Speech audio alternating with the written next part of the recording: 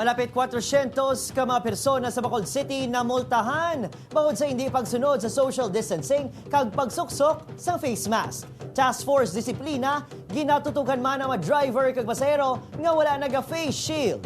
Ining balita nga aton gintutukan.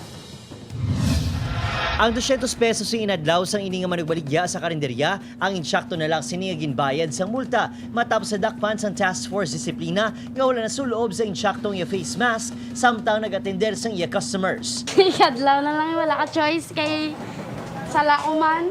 Ang ini naman niya kalanan sa may barangay Tangob. Ginsita man matapos tuman kaikit ang antad sa malamesa kag pulungkuan. Imans na naman sir kay para nga may customer sila. Ang customer nila makabalo kung nandin sila mapungko. Sino sa negosyante, suportado sining istrikto nga pagpatuman sa health protocol. Ang importante, makapadayon lang sa negosyo. Sa atong lokal nga gobyerno, paagi sa pagsuksok sa face mask, pag-social distancing, physical distancing sa 1 metro sa kadagsa ka tawo. Importante makasigil ang negosyo. Sunod sa task force, malapit na 400 ang ilang ginmultahan nga wala nagasuksok o konsala nga paggamit sang face mask kag wala nag-obserba sa 1 meter social distancing rule. Ang mga madakpan mapili sa 200 pesos nga multa o kung 8 ka oras sa community work.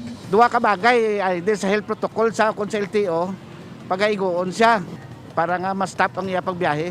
Magluwas sina, target man sa task force sa mga driver sa mga pampubliko nga salakyan nga wala nagagamit sang face shield. Nga pila lang namon nga pang libre lang tani sa mga tricycle driver ang face mask niyo kag face shield. Uy, gasto na eh.